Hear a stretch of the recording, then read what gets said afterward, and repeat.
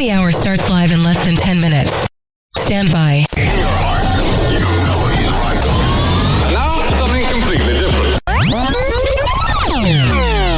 Here's Mike Vrabel saying he failed his own standards. Dude, it's not like you just started banging or you've been hanging out 6 years. Show your ass. Reiterate the gratitude that I had the other day to What a horrible microphone. that you guys From a horrible person. have shown in a personal and private matter.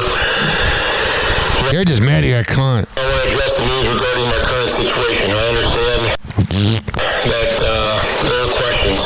I take accountability for my actions No, you don't. and the actions that cause a distraction to the people that I care most about. You don't care about him. If you did, you would have told her before, you moron. No. My Show your ass. family, this football team, the organization, and our fans. Alright, there you go. I'm dead. Can you imagine being I keep thinking it's Diana Taurasi. I don't know why. A Boston radio host was fired for talking about Mike Vrabel. I don't like that. Yeah. The Patriot fans are whipped. Mike Vrabel is looking to get into counseling and get help. And then he calls the draft. The Patriots had the draft pick last night, and he called him and said, "Welcome to the team." And Dave Portnoy criticizes Mike Vrabel. Good. Finally, somebody from that universe of Patriots fandom did. All right. Then we got this headline right here. Happy Hot Topic! Just hours before the NFL draft kicked off, new bombshell photos emerging. One showing Patriots head coach Mike Vrabel and former Athletic NFL reporter Diana Rossini Oh, yeah. allegedly kissing at a New York bar in 2020. Oh, yeah. So this was just, him with his standards. Shut up. You've been doing it forever. According to the New York Post, another, published by TMZ Sports, is said to show the pair at a Mississippi casino in early 2024. My priorities are my family and this football team. Oh, yeah. I don't think your wife wants anything to do with you unless she has no credibility and stays with you.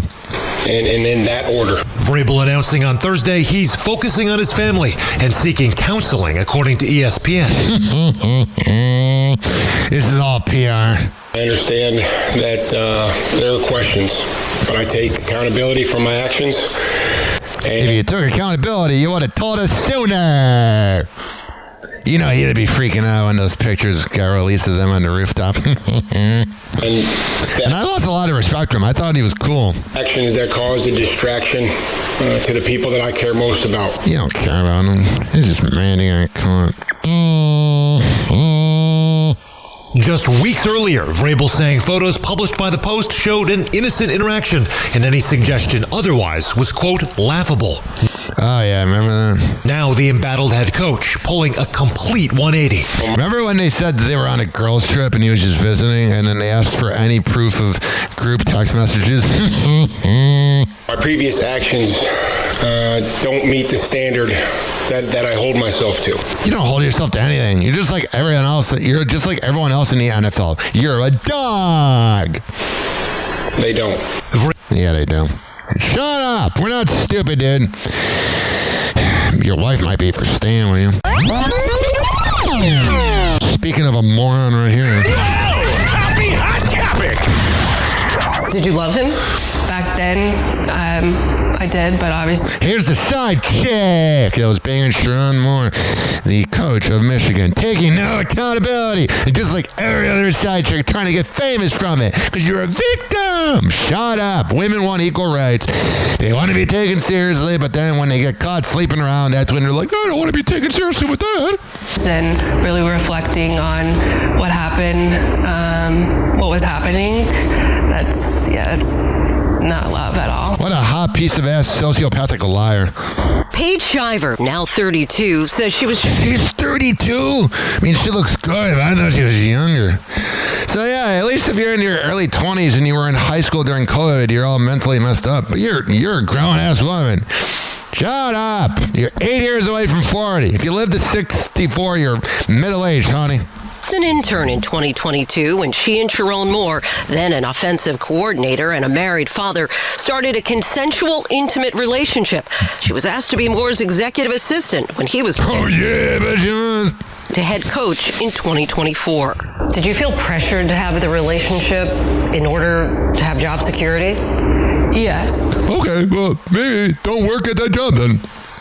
Shut up! You loved all the perks. You loved being a snob, honey. Yes, I did. Shut up. I mean, he and other coaches had control over my career. Well, maybe you go work somewhere else where you don't have to, bang around. Especially him. I mean, he could fire me in a second. Shiver. I would too. You seem annoying. Says her attempts to end the on-again, off-again relationship were often met with what she calls manipulation tactics. Well, yeah, go to HR then. Yeah, you're going to be in trouble, but at least you get ahead of it. After giving head. You know what I mean? Including threats of self-harm. Every time I tried to pull away, he always had a story, always had a way to pull me in. So then you're just, I'm not saying you're a dumb blonde, but you're not making blondes look good. And making me feel that I couldn't leave him because he was so miserable without me. He was miserable with you too, honey. During their years-long relationship, Shiver learned she was pregnant by Moore. Oh, yeah. Oh, he doesn't pull out. Pregnancy was complicated by Pompe disease, a genetic disorder that Can you imagine that kid? You're born to a side chick and a stupid football coach. weakens muscle strength. Her doctors delivered the heartbreaking news. He was running down the street all happy. Well, doctors and experts told me that it wouldn't be right or healthy for me to keep the baby. Did you want to? That would have been a great little relationship and family dynamic there. Why are you now wearing a condom, having a vasectomy, or pulling out, bro? Yeah.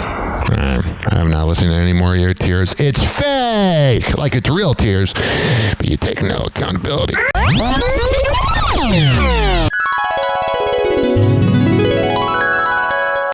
We all know that I can be a jackass on this show and very outspoken, but I dedicate this show to Pete Kastanes of the vanished Chicagoland page. We will get into it in a second, but Pete, I absolutely love you.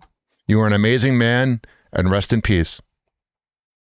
Welcome to Happy Hour.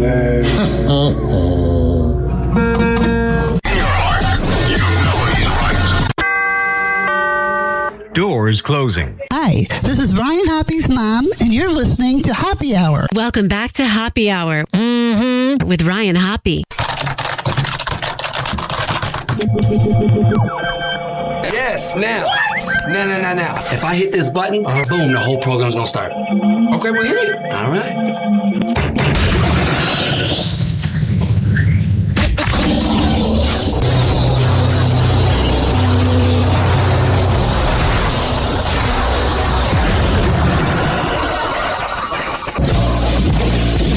The semen was so big.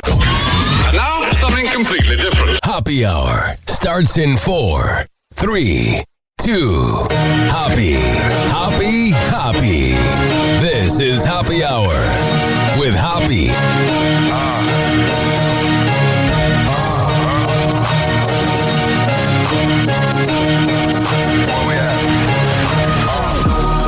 Always going in, never doubted. Never worry about the dollar. Need a source of trending topic. Be the hottest, search about his competition. Microscopic, never copied. I'm a giant rolling weed up, now we flying. H-O-B-P-E. H-O-B-P-E. H-O-B-P-E. You already know how we are in the system. Oh, my mic was off. What a beautiful way to begin the show. But let's get rid of the music right now. So, we'll get into the Minneapolis / Chicago trip I went on. But I had a friend, and he was everybody's friend in Chicago. I had a friend named Pete Kastanes, and Pete was a fascinating guy. He ran the brand, which had Twitter pages, Instagram pages, Facebook pages, called Vanished Chicagoland, where he would talk about, oh, you remember this grocery store on, I don't know, I can't think of a road right now, on Cumberland, and then people would comment, oh, I used to get an Italian beef there. Or remember this toy store? Yeah, I got my first teddy bear there. And he started creating it when Facebook really began to pop about 12 years ago. And I believe there was another name that was attached to it before it was Vanished Chicagoland. And to be honest, Pete had that it factor. So he would run his Facebook group where he would post about memories, and he did a podcast with 500 episodes. I believe he really began doing it during COVID, especially in Chicago where they were really locked down. And he would have a signature selfie where he kind of had a mysterious look about him. And that's because he was a mysterious guy. And that was a good thing. He was very classy. He was very private, but he also would do anything for his friends. So I first found the page because probably my algorithm working in radio, I would see, like, let's say it's the 42nd anniversary of Disco Demolition with Steve Dahl, and his page would post it, and then everybody would go, oh, I was there, blah, blah, blah. Remember the 79 or I think it was 97 cents to get in, and blah, blah, blah. So then I followed the page, and you begin to kind of see the selfies, and there's a certain way you have to promote yourself when you're on a brand. Like, I'll take selfies, and I might get 10 likes. Pete takes selfies and he gets 1,000 likes. He just had that it factor. He just had that classiness to him. He represented old Chicago. Not saying Chicago doesn't have love now, but he represented that brotherhood, that, like, my mom's friends knew who he was. Everybody at the WGN News knew who he was. And he passed away from cancer Sunday, April 26th. And he made a post Wednesday or Thursday last week saying that he didn't have much time left and he was going into hospice. And I was flying to Minneapolis after being in Chicago, and I just started crying on the plane because I wasn't on a Delta plane. I was on a Sun Country plane where they don't really have Wi-Fi. So it was just me and my thoughts. And it just absolutely crushed me. I texted him, I don't know, probably 9 days ago, because now it's Monday, April 27th, and Saturday, April 18th, I flew to Chicago, and I knew he was in a hospital, and I texted him and I said, hey, Pete, do you want any company? I would love to see you. And then he was like, oh, well, I'm in the hospital right now. I should be getting out soon. And then I said, sounds good. I said, when you get out, let me know and I'll buy you lunch, because he just bought me lunch. And then seeing how quickly the cancer spread in the last 5 days absolutely crushed me, because he had so many plans. He was 62 years old. I know he was making a good living off of Vanished Chicagoland. He had his own house. He had a lovely mom who seemed like the nicest person. And if she's listening, I am so sorry. Like, your son is just one of a kind. Like, and I'm a jackass on the show. I speak my mind and say it like it is. But I'm telling you, like, I absolutely adored Pete. Like, Pete was that guy. We went out to lunch. I forget the name of the place. I couldn't even remember what I ate. I think it was a burger. I went to this place in, like, Lombard or something. Man, I wish I could remember. And he had so many plans. He was talking about he was going to go visit, I guess, some family in Greece because he was Greek, and he wanted to go to Greece, and he was going to get his visa, and he was going to travel the world. And he said, once I get rid of that darn cancer, like, he was such a clean-cut guy that he didn't say, like, in my Facebook post, I said, fuck cancer, because it's ridiculous. But he was just such a sweet guy. And I think what I adored most about Pete was that I had just met him, and sometimes, like, when you meet people you're a fan of, you don't want to meet your heroes. Pete was one of my heroes, because, man, if I was facing cancer and I was not sure if I'm going to be able to travel the world, I would be furious at the world. I would not want anything to do with the world. But all he did was spread love. He spread awareness of Chicago's past, and I'm trying not to cry right now. I am just absolutely torn. Pete was that guy, man. I don't know what else I can say. I made my Facebook post last night. I'll get to some of the comments right now. But Pete just, I'm not a religious person. I know a lot of people on the post are saying he's up in heaven. And I just adored Pete.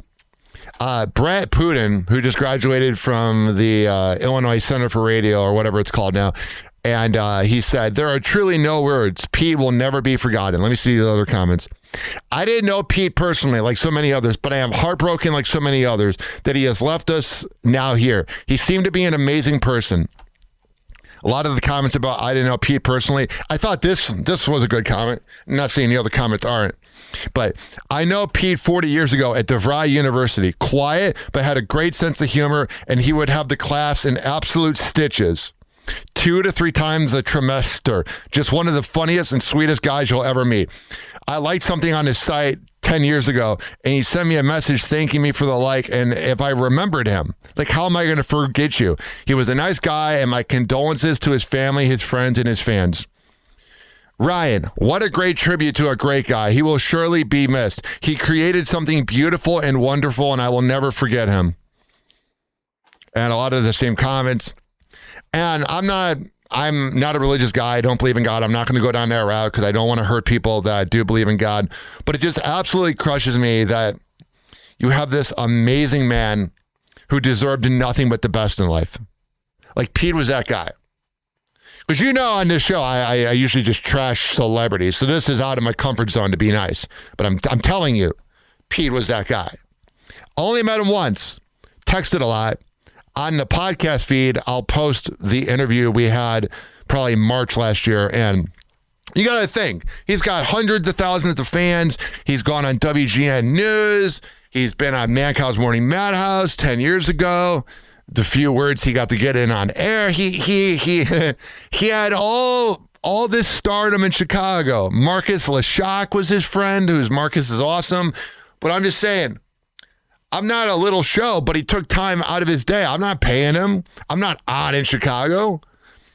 So I just want to thank you, Pete, man. You made me a better person. You made me realize what a true man is. And you made me realize that not only do I need to improve as a person to be as awesome as you, but that you're never going to be forgotten. You're never going to be vanished, dude. You're a fucking legend. You're the man. There's never, ever going to be somebody, I'm not saying there's never going to be somebody as nice as him, but he had such a kind soul. Like, he's the type of guy, if you got a flat tire, he'd be there to help you. He was that dude. Just such an amazing guy, which is why it hurts me so much, is because I'm not saying if he was older, it'd be any better, but he was 62 and he was going to get his visa and travel the world. If I may quote the 1996 song, man, funk that. So on this website called Suno, you can make AI songs. I have not heard this song, but here is a song that's dedicated to Pete. Right here. Oh, I do this thing I do once a show where I don't have the music potted up. Here is the song for you, Pete.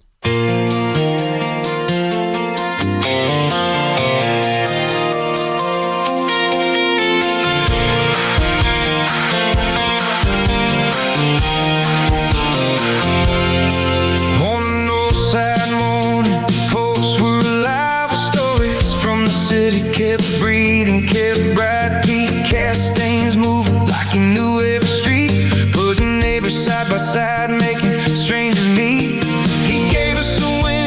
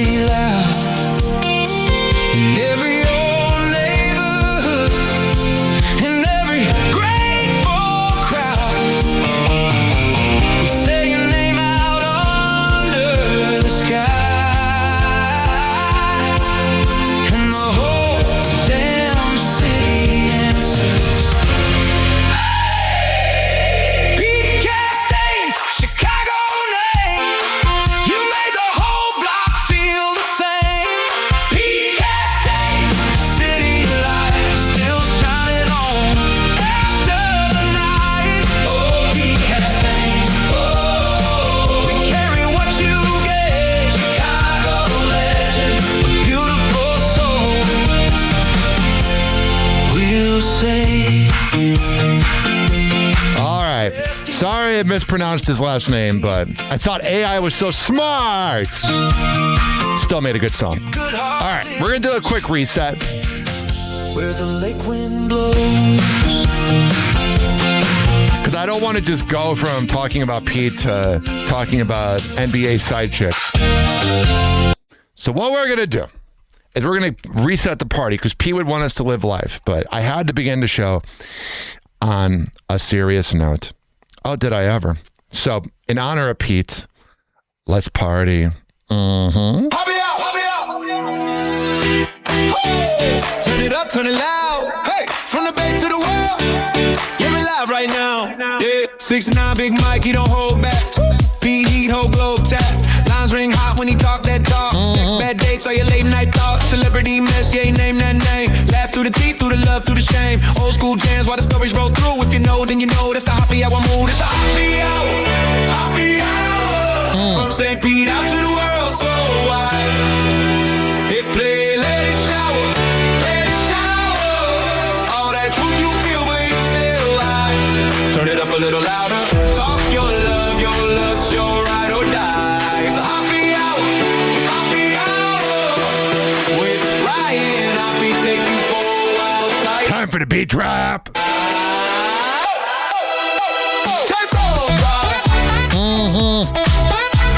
Oh, sure. I got it.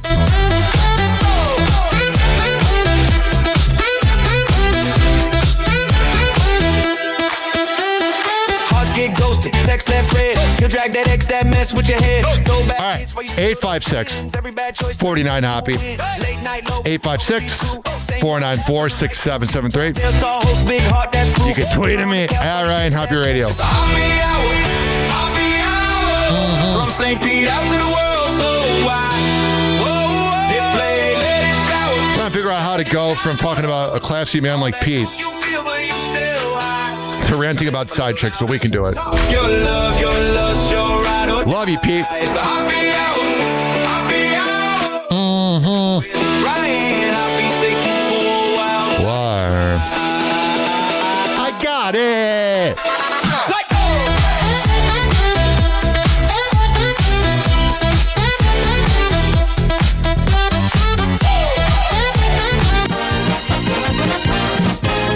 Oh, yeah. You know, we can start off this Monday show.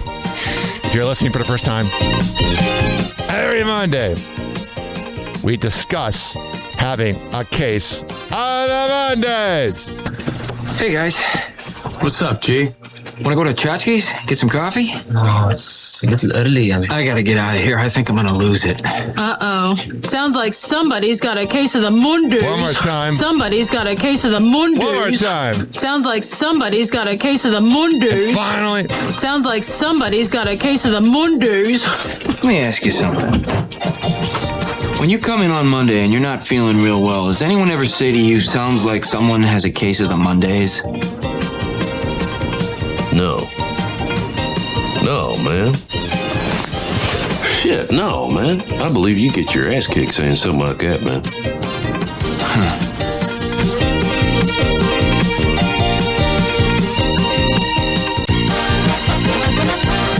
All right, where do I go from here? Mm-hmm. All right. So, I was in Minneapolis to see a radio person I know. Then I also got to meet the 93X Half-Ass Morning Show. And man, when you get to meet your heroes and they're actually nice to you, it's pretty cool. Unlike you, Opie. I love Opie, but I don't know if he likes me. So I did that, and there's this girl named Allie, and she's the absolute best. And you'll be seeing more of her. We're trying to figure out the long distance thing because she lives in Minneapolis and I'm in St. Pete, but she's pretty cool. I don't know, man. I don't know what to say. Like, it's not that I don't know what to say about her.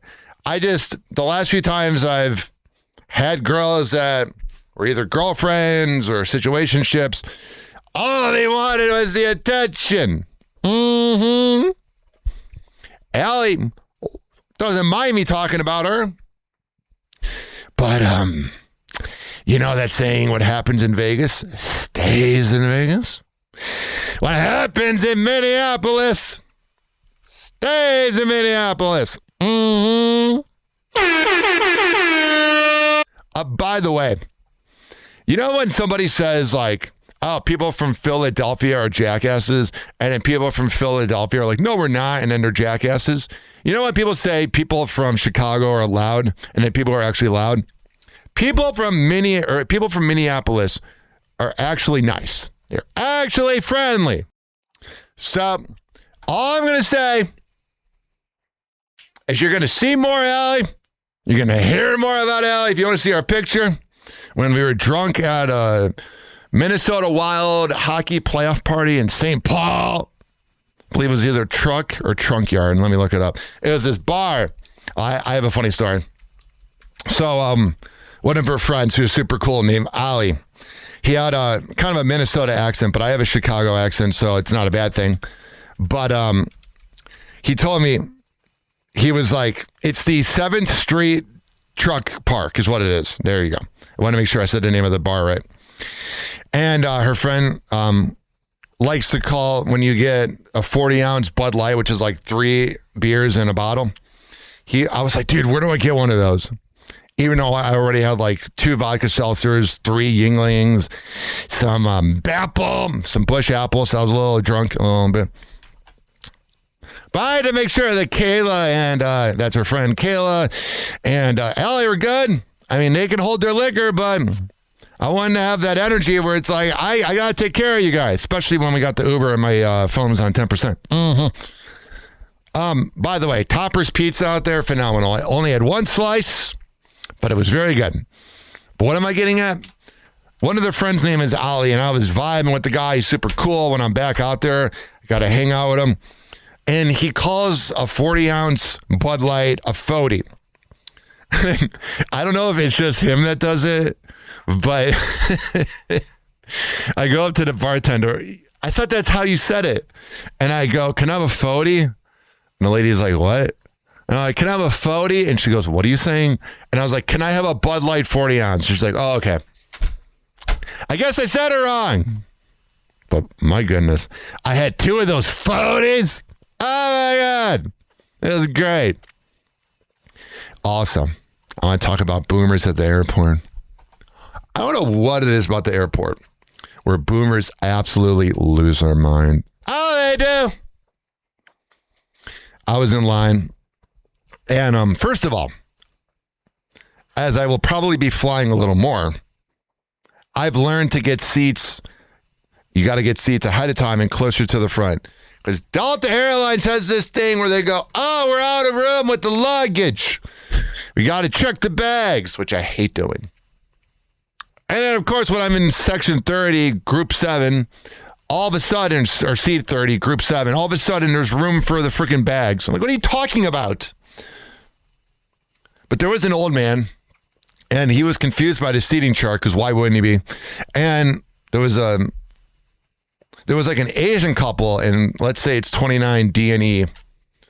And he goes, yo, he's like impersonating him. He's like, yo, in my seat. And they're like, what are you talking about? He's like, I'm in 28D. You in my seat. And then they looked at him and they go, sir, that's 28D right there. And he's like, oh.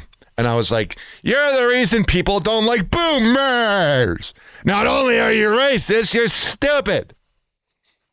And then boomers have this thing where, I don't know if it's because they're like facing death and they don't want to like, and this is going to sound ridiculous, but they don't want to move.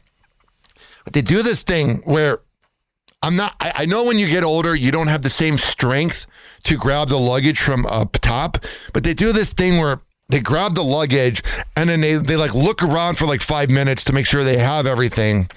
And I know saying it out loud, you're like, oh, just be nice. But they do this thing where they just block the lane. It's worse when you're getting on the plane or you're blocking the runway more than when you're getting off.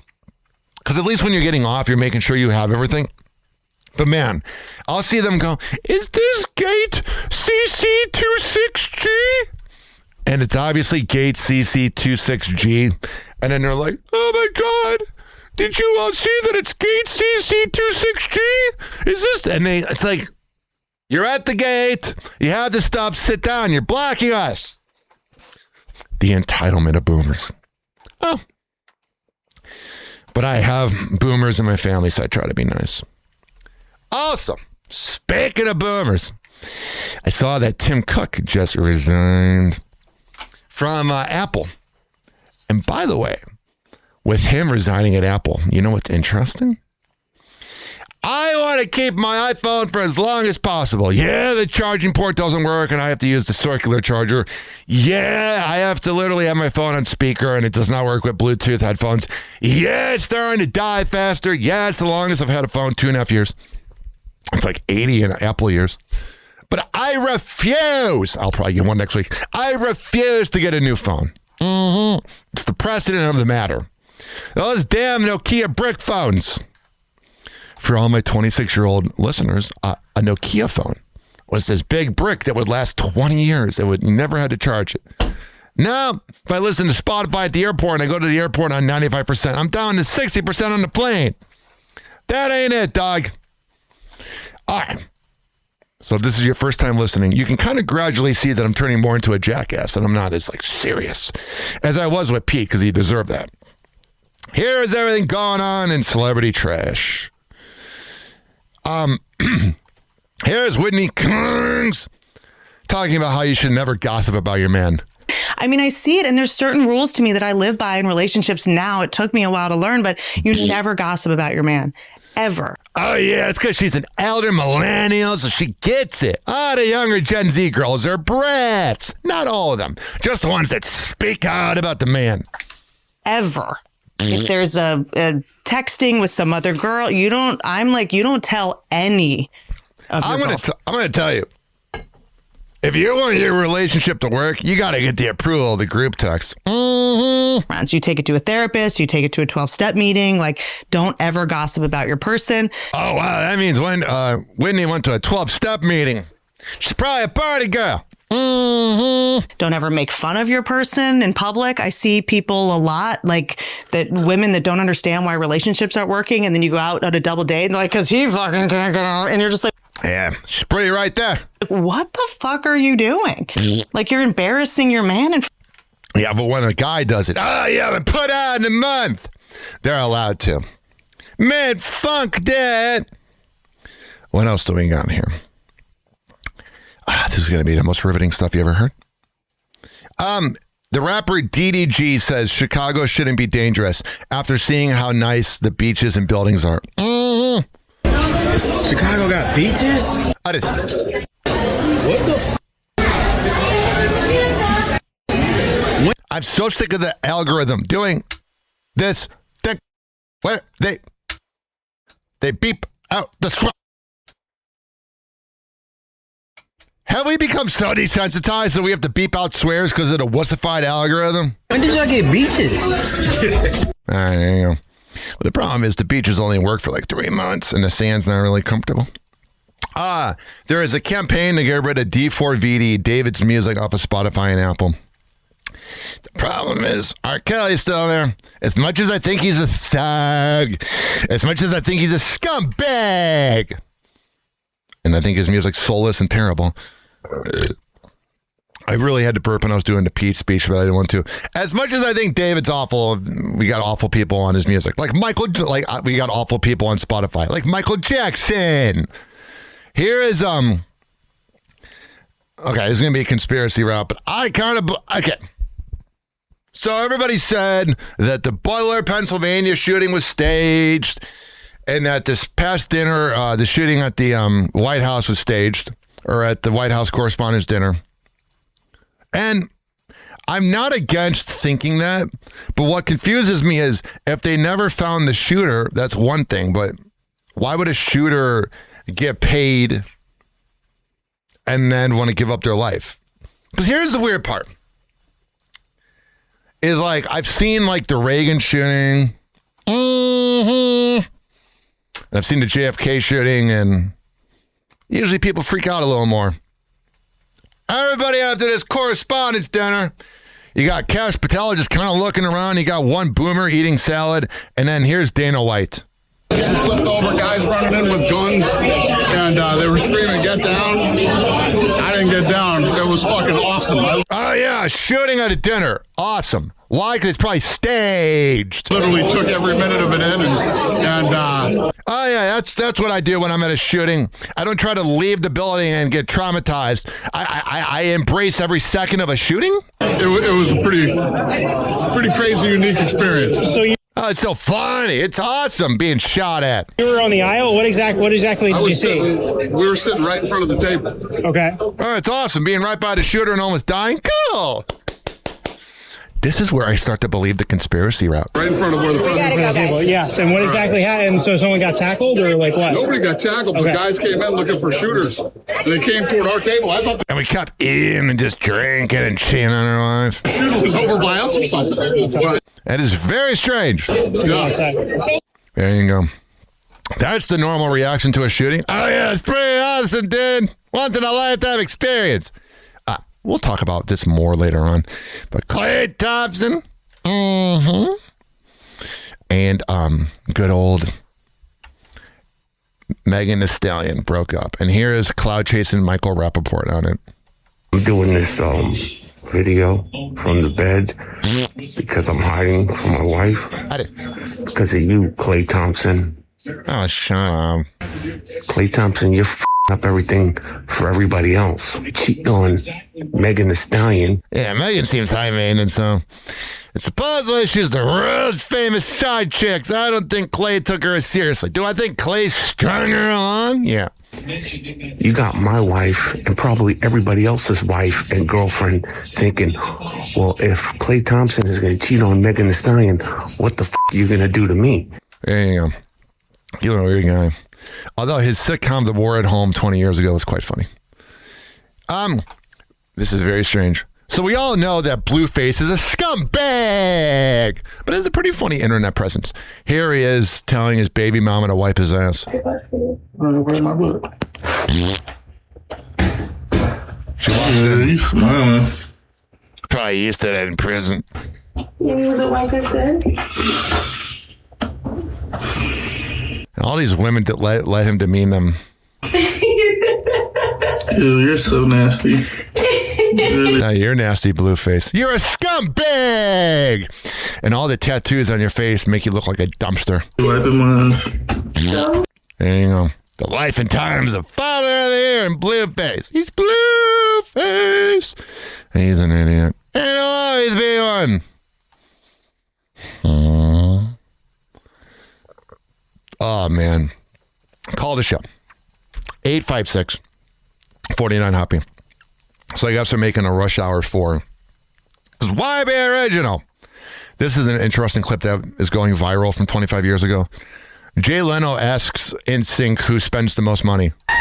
Who spends the most? Sorry, what do you? Well, when you catch in Vegas, I don't know if he spends the most. He spends it on the stupidest things. Joey Fatone, which is why he always has to earn money. Oh, that's good enough. And what kind? Like what's stupid? Having your own, it's like small theater in your house, and it probably costs just as much as the house does. Oh, that's all. No, that. It's built in like a Star Wars kind of thing. It's not economical. They're adorable. Too bad they can't get along. I would go to that tour. Donald Trump says he's not a pedophile. It was a stunning thing to read, Mr. President. He appears to reference a motive in it. He writes this quote, administration officials, they are targets. And he also wrote this, I am no longer willing to permit a pedophile, rapist, and traitor to coat my hands with his crimes. What's your reaction to that? Well, I was waiting for you to read that because I knew you would, because you're horrible people. Oh, you're an angel. Show your orange ass. Horrible people. Yeah, he did write that. I'm not a rapist. I didn't rape anybody. He does this weird thing. He did it the other day when he's talking about deaf people, where he starts to emphasize the first letter. Rapist. Deaf. Moron. Do you think he was referring to you? Excuse me. I'm not a pedophile. You read that crap from some sick person. I got associated with all stuff that has nothing to do with me. I was totally exonerated. Your friends on the other side of the plate are the ones that were involved with, let's say, Epstein or other things. But I said to myself, I'll do this interview and they'll probably, I read the manifesto, he's a sick person, but you should be ashamed of yourself. All right, you should be ashamed of yourself. You're married to a prostitute. Mm-hmm. Did I say that all loud? I did. She's a bust down. Here is Kristen Cavallari call her daddy about dating musicians. I've dated a lot of athletes, okay? Everyone knows I've dated a lot of athletes, had serious relationships, flings, whatever, and they're an interesting breed. Yeah. Was Jay your first professional athlete that you dated? No. I have a few under my belt as well, So you kind of already knew. Oh, yeah. She's got a long body count. Kind of the game. Yeah. You know, it helps when you have them under your belt because you kind of know. I get that world. All right, shut up. You're annoying. One of those, she talks about the breakups because she's never the problem. Here's Alex Cooper giving some advice to women. I'm sure this is going to be good. I've had so many dates where I had great first date kisses and I was like, oh my God, I'm never calling you. But who doesn't love a makeout? Never mind. Makeouts are so fun, okay? And so kiss them the first date, fucking sleep with them the first night. Hell yeah! Get their buddy to come in the room. Mm-hmm. You know what I mean? In more ways than one. And then to get them to come in and do their thing. I don't care. You have to go based on what feels good to your body and what feels right to you. And so if you have some fucking friends that are prudes that are like, you should never kiss on the first date. You're going to give them the wrong impression and they're just going to think you're a whore. You're a hag. And you're married to a scumbag. Okay, maybe for you, Cassandra, but I'm about to let him in my back door all night. Oh, yeah. It's going to feel like sandpaper. It's such an overrated act. And there you go. That is the modern day woman. Mm-hmm. Not all of them. Because I don't want Allie's friends singing it. Oh, I'm just saying. Let's see here. Here's DJ Academics on Klay Thompson and Megan Thee Stallion. Y'all want me to keep it a bean with y'all? See, y'all want me to keep it a... When I keep it a bean, I ain't see my... Nah, let's keep it a bean. All right, I ain't going to play it. He was just going to say that she's a world famous side chick, but when they start saying the N-word, I get the hell out of there. Scares me, and I don't feel like having to edit it. Bye-bye. 856-49-HOPPY. It's 856-494-6773. Here is Riley Reid, everyone's favorite porn star. And there's that story online that she got religious. I don't even know if it's true, but here she is talking about when she got into porn. And even when I started porn, the only reason I started was because I was like, I'm going to be on page 9 million and no one's going to want me. I was like, they're not going to want, I have small tits. I'm tiny, not voluptuous, a brown hair. I'm basic bitch or whatever. Those are the high ones, though. I never thought anyone would really like me. So that's also why I started it. And so at no point was my goal to ever become successful. Mm-hmm. It's so weird how they're human beings. So you just spank to it and then go about your day. And then their videos live online forever. Just enjoyed being on set. And I just wanted to I think in porn, it's not that I was wanting to be successful in porn, but I wanted a good repertoire. So when I worked for companies, I wanted people to like me. I wanted to be friendly and pleasant and nice to be around because whatever, man. Man, your face got painted more than a Picasso painting. Mm-hmm. Here is a woman talking about how she's good with double standards in dating. Oh, I'm sure she's going to be 40 because she's pretty, but I'm sure she's going to be 40 years old and washed up. Mm-hmm. Relationship, I have a lot.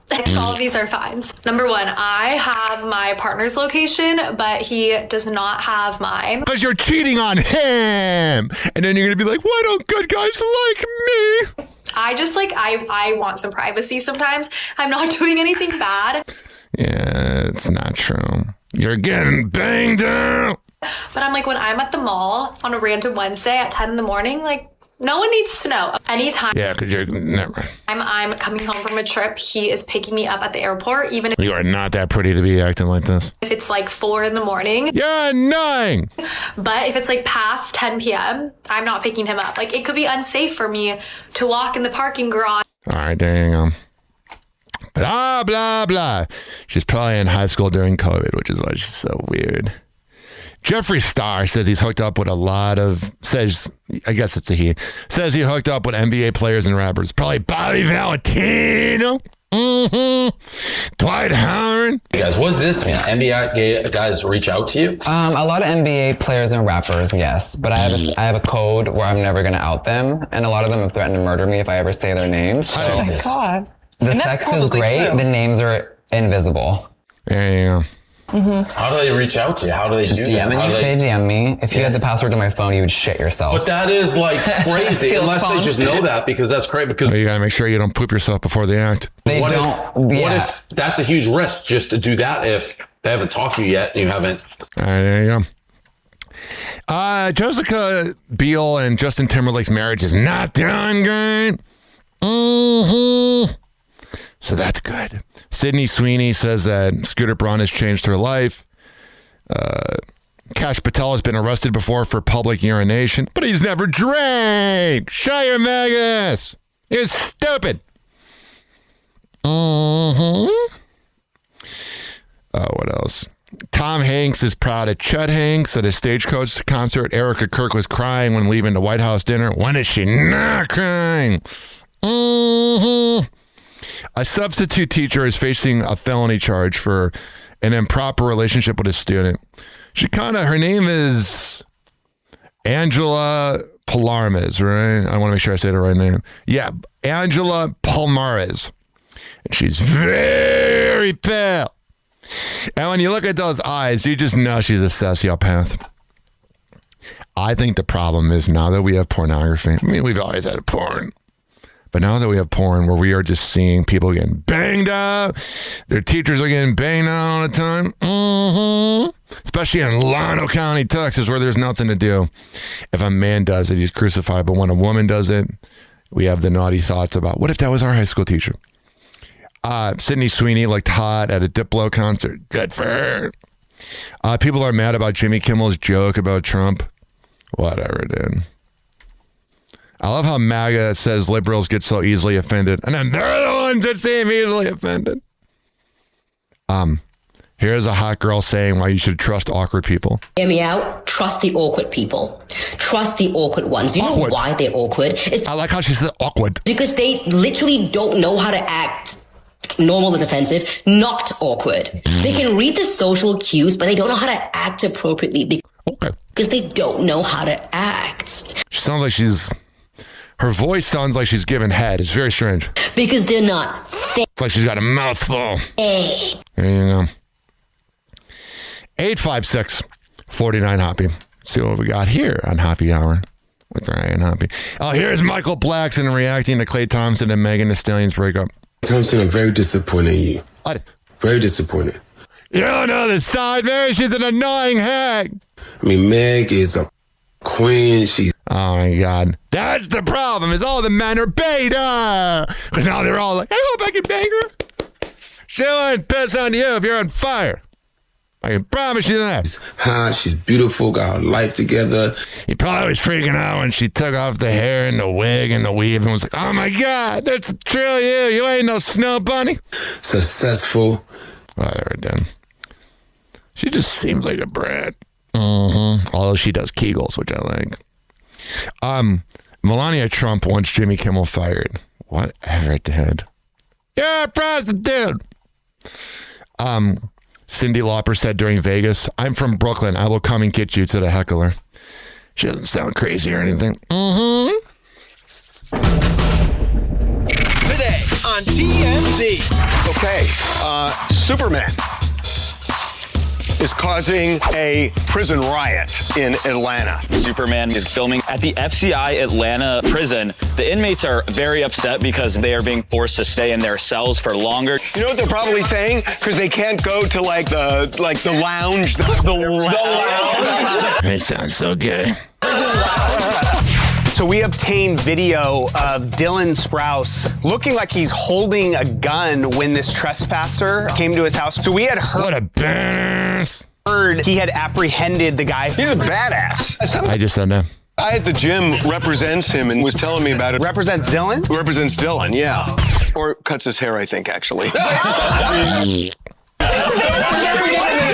Sierra Miller has joined Dancing with the Stars following the Amanda and What a hot piece of ass she is. West drama. Who's the other person that got on? Laura Higgins. I don't know who that is, though. The hot chick from Traders. Show them her body and they'll remember. Ooh, look at Maura. Can I just tell you, hot girls are a dime a dozen on these shows, but the ones that get cheated on are special. Look at Devin slow-mo, dude. Charlize Theron went after Timothy Chalamet. We should on other art forms. I think Oh, shut up. Yeah. AI is going to be able to do Timothy's job. I don't think so. What about your job? What have you done recently for me, honey? She's right. I mean, you guys are... All right, so that's when they go on talking. Blah, blah, blah. It's like that scene from The Critic. Blah, blah, blah. Blah, blah, blah. If you've seen The Critic, you get it. Okay, whatever. Happy Hot Topic! Charlie Sheen says he's open to rekindling his friendship with former co-star John Cryer. You know John Cryer wants nothing to do with him. Mm-hmm. But simply doesn't want to bother him. I would agree with that. In an interview with People Mag published April 24th, Charlie reveals he is still not connected with his former 2.5 Men co-star, since John participated in Charlie's Netflix docuseries released September 2025, because he doesn't like to bother people. Still, Charlie admits he's grateful to John for taking part in his documentary, which included detailed accounts about Sheen's life from his family, friends, exes, and former castmates. Charlie saying at the panel discussion per People, All right, so there you go. Hopefully they can get along. Life's short. And you both made a lot of money. Happy Hot Topic! Here is Vinny from Jersey Shore interviewing Pauly D, which I'm sure you knew it was Pauly D when he said, Yeah, buddy. Yeah, he probably hears cabs are here. Yeah, dude. T-shirt time, you know. T-shirt time's a big one. So she's allowed here he is saying if his daughter's seen his show. to watch the family vacation, but not the earlier. But she's not allowed to watch those, so I have to put the parental controls on. We'd have to. Oh yeah, they didn't think about their future when they were, running trains and that. I talk about that. There'll be some rules, maybe, but He's saying, would you let her do reality TV? I support her 100%. Maybe a nice show like Shark Tank or something. Yeah, Shark Tank would be good. Young entrepreneurs, I support it. I was 20. Here's the next one. How do you feel about family vacation coming to an end? 21 years old when I started the show, so I'm 38 now.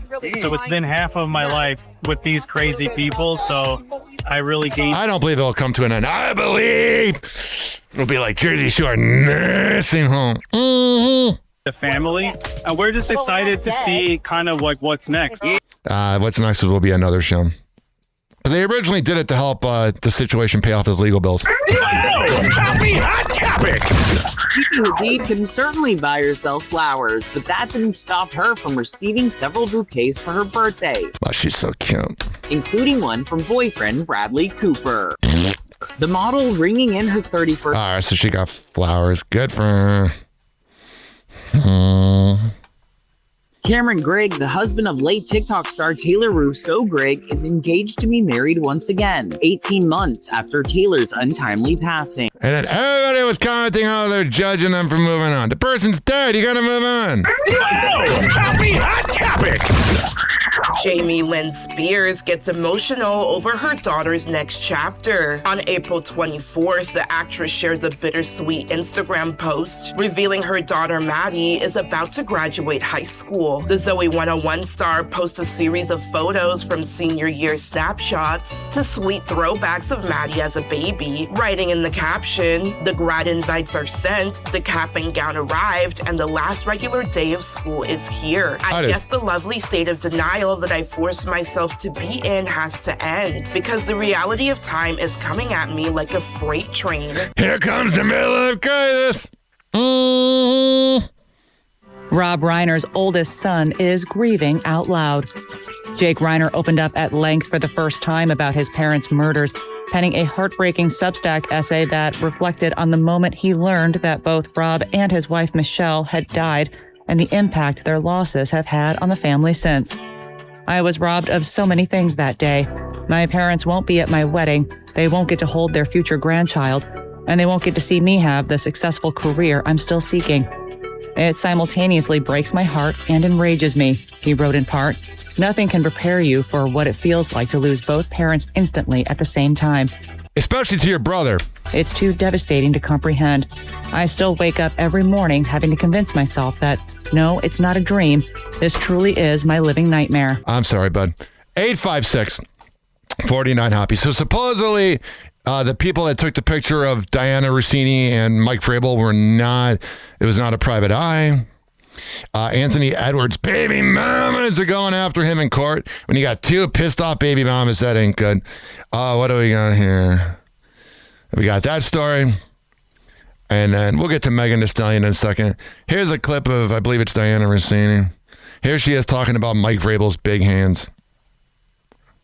Room and he's confident and he's physically a big human being. Hell yeah! Yeah. And it's a little startling at first. Very normal. I'm big too. All right, when I say this to you, right? These are all facts, by the way, and we love Coach Vrabel, and he is, I mean, that's what I'd want out of my football coach. Correct. His hands when he's inside me. Mm-hmm. There's this too. There could be wedding bells in store for Harry Styles and Zoe Kravitz.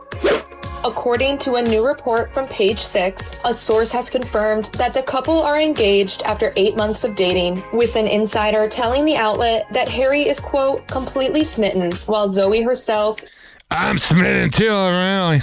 is on cloud 9. The pair first sparked engagement rumors over the weekend when the high-fidelity actress was spotted rocking what appeared to be a massive diamond ring on her... All right, so they're probably engaged. And she's so freaking hot. Mm-hmm. 856-49-HOPPY. And then there is this. Happy Hot Topic! Mm-hmm.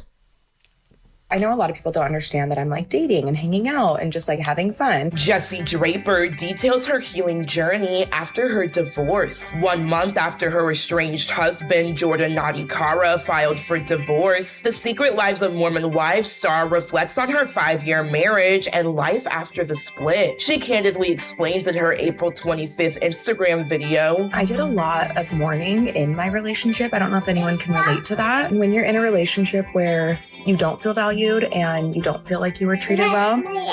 All right, so she's doing that thing women do, where they're putting on their makeup and they're calling out the man, because they're never the problem, it's everyone else. All right, let's talk about this. Let's see if there's copyright. Mm-hmm. Ready whenever you are, Michael. All right, the Michael Jackson movie broke box office records amid the controversy. Mm-hmm. Absolutely ridiculous that they left out the biggest part of his life being a pedophile. Mm-hmm. Oh, it's offensive. Here's the thing. I don't feel like talking about it again. So what we're going to do, I'm going to play you the rant I did about it the other day, just so that, we can relive the memories of me being outspoken. We'll be back in 2 minutes and 43 seconds.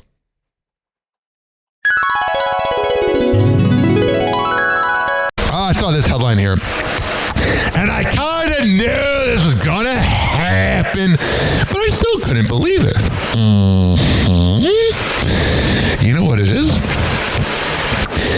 We all know that Michael Jackson is probably a pedophile. If you're a Kiss-ass fan of his, he wouldn't piss on you if you're on fire. He'd piss on you sexually. And I'm telling you, we all know he was guilty. And supposedly they left that part out of the movie. Just 2 years after Michael Jackson's song Black or White, which is about unity, was released, fans were divided when he was accused of child molestation allegations. Yeah, that was the time as a kid where I learned what a pedophile was. My parents were so uncomfortable in the car. They didn't know what to say. Because he's a pedophile, and that's all he is. He consistently denied. Of course he's going to deny it. What's he going to say? I love kids.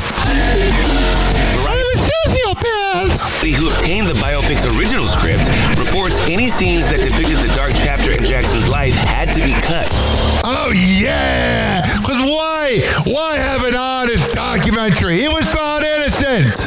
So in the movie it would be that he won, even though I don't believe he's innocent. But all the Michael Jackson fans that are Gen X and boomers are so freaking whipped by him.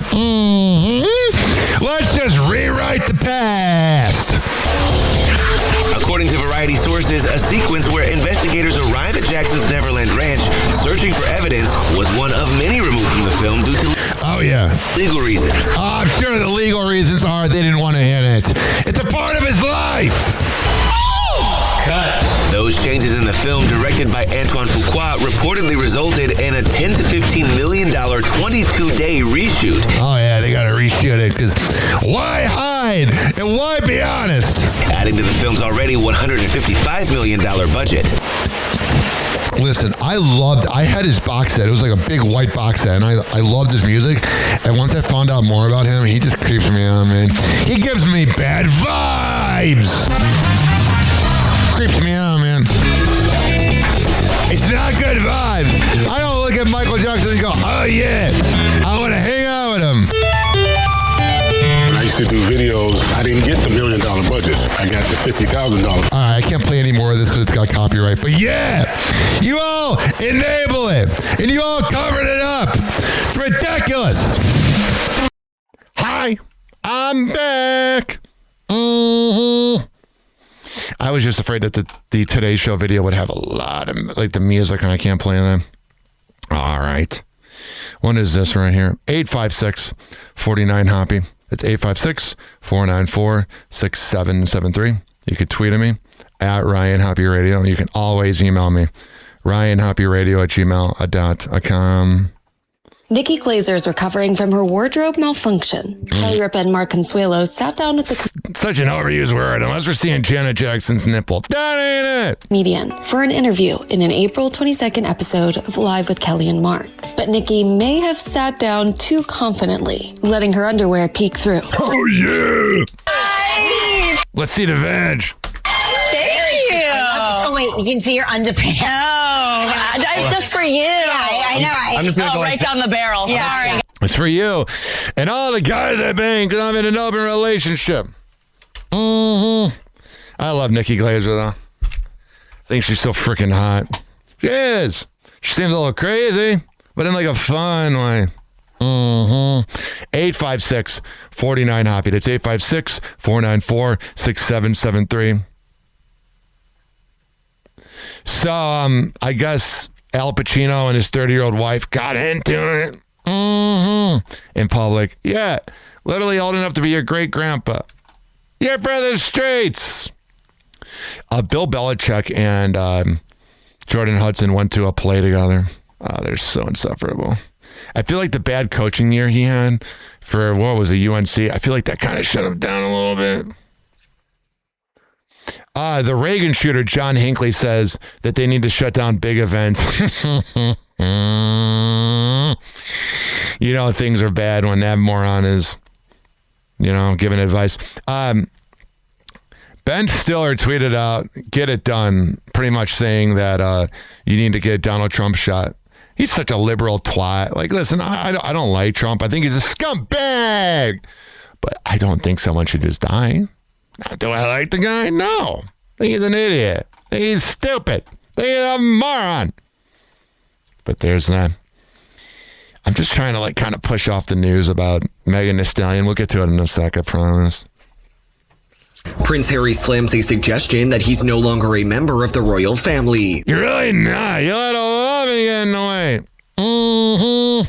6 years after the Duke of Sussex and his wife Meghan Markle stepped back from their duties in the royal family and relocated to California. Yeah, they have to chase after their dreams of a failed podcast and a failed Netflix show. Was it worth it, bud? He is addressing critics who say he's no longer part of the legacy.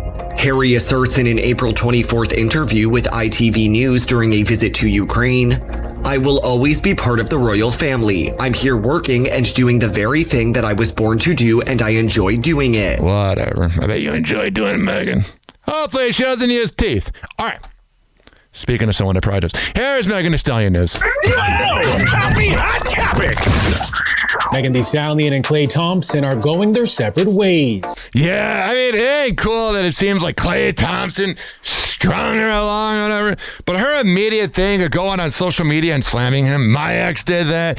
It's when they have nothing else. I'm not saying Megan Thee Stallion's not a famous rapper, but that's them trying to get ahead of the fact that they probably weren't innocent in the relationship. And it's always the man's fault. And by the way, you know, Tory Lanez is like, see, I told you. Told you she's annoying. I told you she never shuts up.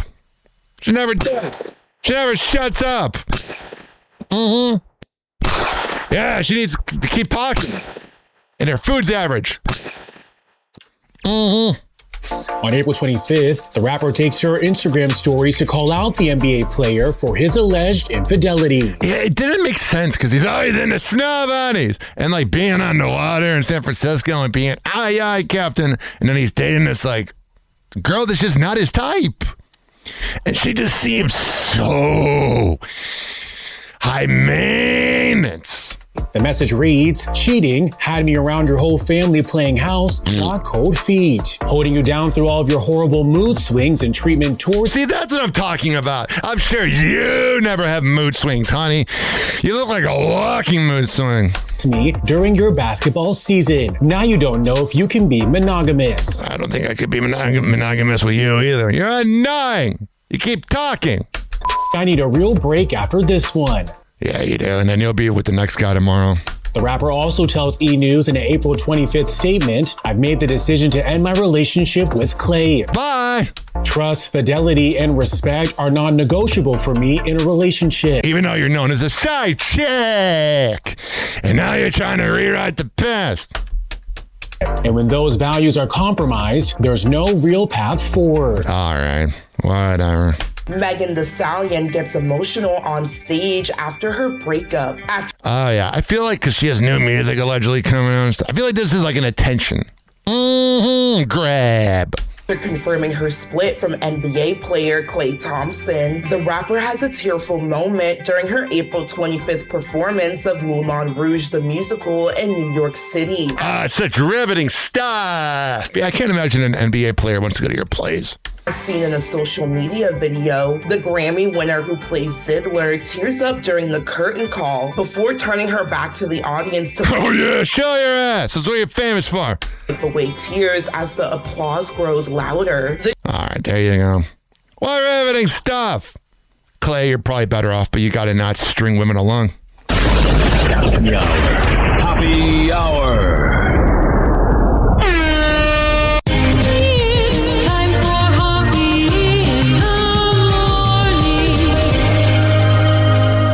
RyanHoppyRadio.com. Happy hour will be right back. You probably had Taco Bell before. Whenever we're going outside, all I smell is poop. In the nuts, and we'll call it a day. The semen was so big. As a reminder, if you don't feel like listening to this next song, you can skip over it. But Ryan Hoppe of Hoppe Hour takes pride in his selection, so stick around, folks. Don't worry, Fresno. Happy Hour will be right back. All right, so I'm going to upload this as its own individual episode, but also for my affiliates. I already posted it the other day, but here is my interview with Pete Kastanes from a year ago. Love you, bro.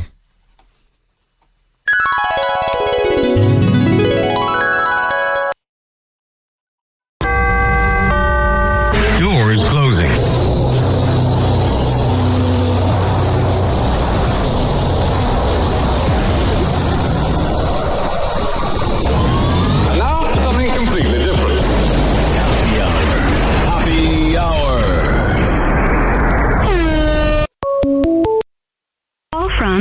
This is Pete Kastanes. What's up? This is Hoppe Hour. I am your host, Ryan Hoppe. And from the Vanished Chicagoland online brand and the Vanished Chicago Stories, the podcast, the one and only Pete Kastanes is on Hoppe Hour. What's up, my man? I'm doing great. How about you? I'm doing great, man. I find you absolutely fascinating, Pete. I grew up in Chicago from 1993 to 2014. Then I moved to Cleveland briefly, and then I moved to Tampa, and I've been here 10 years. And I miss the city, but I don't. But I always love following Chicago pages that kind of remind me why I got into radio and podcasting. And I looked something up about 97.9 The Loop, and you shared some post about 2-3 years ago, and I followed your page. And I absolutely love, Pete, how you're keeping the vanished Chicago memories that we have, the vanished Chicagoland memories. You are keeping them alive. Oh, yes. I'm still doing this every day. People love it. I'm getting a lot of praise and getting a lot of followers, of course. It's just, it's my passion. I love doing it every day. So what was the process? Obviously, you can go to pages on Facebook and just create a Facebook page. But what was the process of just how did this brand explode so fast? Or did it take time? Or what was the whole process? Oh, okay. Well, I'll start at the beginning. One day I was searching through Facebook, and I noticed there was a business page, and it was called Dispensa's Castle of Toys. I don't know if you remember that. It was a big toy store out in Oakbrook Terrace. And I look at it, and I say, well, why is there a business page when it's out of business? You know, and I think it was a tribute page. So I thought to myself, why don't I do something like that and celebrate all businesses that are gone? So I started, it was first called Chicago Extinct Businesses. So I started slowly and surely for a couple of years. And then someone reached out to me. It was from a local newspaper. And asked me, I'd like to do an interview with you. And I said, okay. And then so he interviewed me, and then he published the interview online, and then that's when it took off. And I had like about 32,000 likes in one day. And it was, damn. I mean, it was, yeah, I know. I was like, wait a minute. Wow. And then that was my moment of being famous for that. And then I've been interviewed on radio, interviewed on newspapers. I haven't been on TV yet, not so far, not yet. So now people associate with me with that, and it's been like that ever since, and it gets popular and popular and popular. And I still receive texts and emails from people, can you please find me this? Can you post this for me? I get a lot of requests every day. That's the majority of my day of answering that. And then the media took notice, and they love it, and it's wonderful. And let's see what else. So I created a group too. So now, right now I have about almost 240,000 members. Damn, and still growing. What are some of the radio shows you've been on? I've been on WGN Radio, WBZ, WBBM. Yeah, I've been to 3 of those. I'm trying to think. There must be one more. Oh, I was on The Loop. Yeah, I was on, with Mancow. How was that? I grew up loving that guy, and I've DM'd him, and he's a fascinating cat. Not everybody likes him, but what was your experience with him? Oh, he was very quiet, and he'd like me to be there. I didn't talk to him much, but he was very interested, so that was good. As long as I was on the show with him, that was great. That was a very interesting experience for me. What did he have? Like, did he have like women there? Because he's like always got like 7 guests on. He had a few men. There was one girl there. Her name was Kathy. And, Kathy's awesome. Yeah, Kathy the Greek. Yeah. She's the one who contacted me. Asked me to appear. Yeah, she's very sweet person. And so that was my experience for Mancow, and I've been interviewed on the radio throughout the years, maybe once a year, maybe once or twice a year, and I had newspaper articles about me. I had one from the Sun-Times about a couple of years ago, and magazines. I was interviewed by Chicago Magazine. Nice.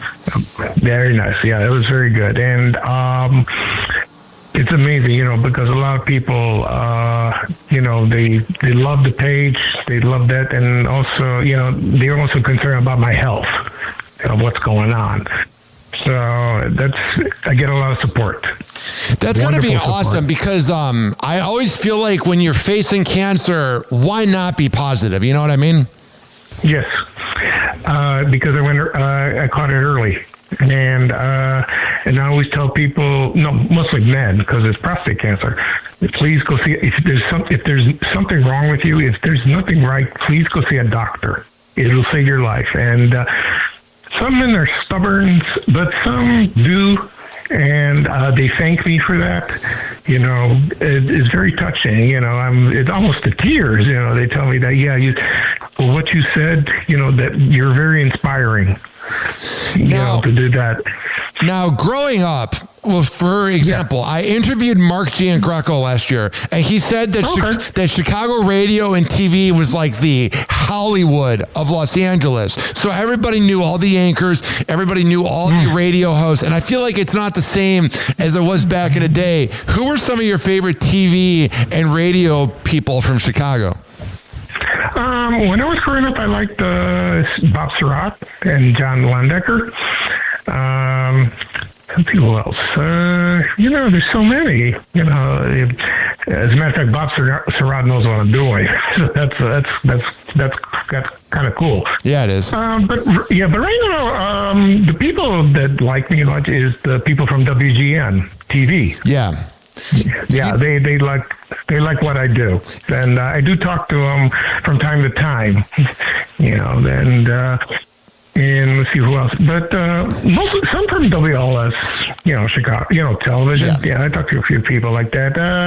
Channel 2, Channel 5, not much, not really, but whenever I post something on X or Facebook, they do see that and they reply or they like it. So yeah, that's cool. So all of them know who I am, what I do, and it's wonderful. I feel like I'm in this group of them. Do you understand? Oh, no, I get it. There is the saying, you don't want to meet your heroes, but the one exception for me is Eddie Volkman from the Eddie and Jobo Show. I grew up listening to Eddie and Jobo. I can't specify enough how much I love the Eddie and Jobo Show.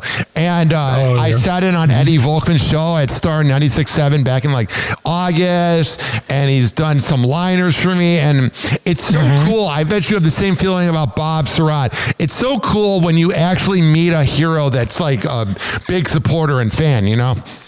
Oh, yeah, it's great. And I do talk to Eddie on Facebook. He's great. I love Eddie. He is a wonderful man indeed. Because I talk about his dad, you know, Harry Volkman. He did the weather. So Eddie, sometimes he posts something, I say something funny. Yeah. In the comments, he starts laughing. And he starts laughing at me. We communicate. You know, he's a wonderful man. He really is. He's a good guy. Where did you grow up in Chicago? Actually, I grew up in 3 neighborhoods in Chicago on the south side. One was South Shore. I lived there when I was 6. Then I moved to Roseland for 5 years because my dad owned a property there. We lived in an apartment building and built a shoe store. And then in 1974, I moved to Ashburn, that's on the south side, and lived there for about 25 years. And because I went to Bogan High School. Yeah, I went there, and then in 1995 I moved, and then I moved to Oakland. So I'm a suburbanite. I've been a suburbanite but most of my life I've been a Chicagoan, a true Chicagoan. Now, I'm from Arlington Heights. I went to Hersey High School, Thomas Middle School, Patton, and did you ever have any experience in the Heights? In Arlington Heights? Not really, but I used to work in Rolling Meadows. Nice. At American Express Travel. I worked there for about 12 years. And I did, Arlington Heights is nearby, and so, I'm very familiar with the area. So that was the best job I ever had. And I worked as a ticketer. Yeah. I issued tickets, and I still miss the job to this day. I really miss it. You know what's You know what's one thing that is the biggest difference about Florida and Illinois? Like, let's say when Dominic's went out of business in 2013 and they closed a lot of the stores in 2004, the lot will remain empty for 20 years. In Florida, something gets picked up 6 months later. And that was the biggest thing I've noticed about the difference. I was always fascinated by dead malls. I loved Randhurst Mall. And I always loved, like, me and my friends, maybe we were smoking weed, but we would be hanging out in front of, like, the empty Dominic's in Prospect Heights. It's something you don't think about until you move, Pete, is there's a lot of empty lots in Illinois. It's just fascinating. Yeah, there is. Yeah. Most of the Dominic's have been replaced. I know a couple on the south side that haven't. So I don't know what's going on. But, but I miss the store. I really do. It was a great store. Dominic's Pizza was the absolute best. Oh, okay. I never had I don't think I ever had their pizza. Not Dominic. I had Jewel. It was $5. My mom couldn't afford like Domino's and that, so we would go there and I would get a fruit punch soda. It was the best. Oh, that's great. Yeah, that sounds good. That's a great memory. Dude, phenomenal. The one thing I want to ask you, what's been the biggest difference in Chicago from when you were growing up to now? Obviously, I think the crime has gotten worse, but like, what's the big difference you notice in the city? I don't know. It keeps changing. Businesses come and go. They really do. Department stores are gone mostly, downtown, which is a shame, like Marshall Fields and Carson's. What's the other one? I get top of my head. There was Litton's and all Sears. That. And then, of course, there was Sears. And then we had the other stores, like the discount stores, like Zare, Venture. Now we have Target and Walmart. But we had those when I was a kid, and they were great stores.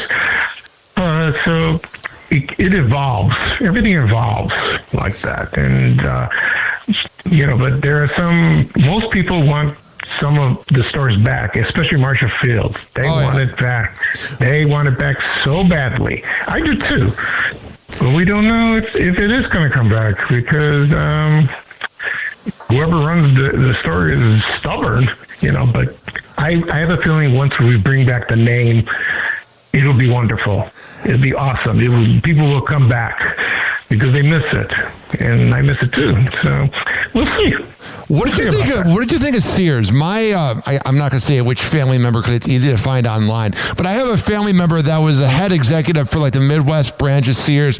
And I remember around 05, 06, when I was really beginning to pick up memories, she was always concerned because Amazon was coming around and just kind of doing its thing. What did you think of Sears in its prime and what happened to it? Let's see what happened. Back in the old days, like the 50s and the 60s and maybe early 70s, it was a wonderful store. Their management was great. Customer service was so top notch. Then it just, all of a sudden it just it declined, and then when you go to Sears before it closed, you couldn't find a salesperson, and it was like, what the heck? But it's so nostalgic, people miss the store very much because whenever you need something, you go there. If you want a washing machine, or you want to buy a Kenmore or a stove or a refrigerator, boom, there it is. You pick it. You go and buy it and pick it up. And it was always available. It was right there. It was accessible like that. And but now it's gone, which is a shame. Is because they had the Tuscan jeans. They had the Die Hard batteries. And of course, the Sears Wish Book. They come out every year for Christmas. Oh, that was awesome, But I do post now and then, about Sears stuff, because the last one closed in Woodfield in Schaumburg. That was the way I got into Woodfield, was either that or Carson's. Yes. Carson's was a great store. Very good store. It was like it was a little less expensive than Marshall Fields, but their quality was wonderful. It was top notch. It was great. And like I said, if you need something at Carson's, you go right there, pick it up, buy it, take it home. Now, that's how it was. I love deep dish pizza, but I'm more of a thin crust fan. What is your take on Chicago pizza? Oh, I like all pizza. Deep dish is fine. Thin crust is fine. As a matter of fact, one of my favorites is Vito and Nick's. That's on 85th and Pulaski in Chicago, because I used to live in that old neighborhood. I went there maybe a couple of years ago. People flock there all the time because it's very unique. They don't accept cash. And it's something different. It's very good. And but pizza I love, it's thin crust, thick crust, deep dish, stuffed. I'm all for it. I'm not. My favorite toppings is just sausage and pepperoni. That's it. Yeah. Oh, you don't like fruit? No fruit? Fruit? Oh, on the pizza? You mean like pineapple? Yeah. I tried it once, but it tastes strange. But I have an open mind. I'd like to try it again. It's not bad, but I'm not going. Like, I've had pineapple pizza be dropped off in my radio jobs over the years, and it's like edible, but I would never order it. You know what I mean? I think so. But I'll try it someday. But we have some good pizza places, especially near my house. So. You can't find it anywhere else. Yeah. What are your favorite memories of Chicago sports over the years?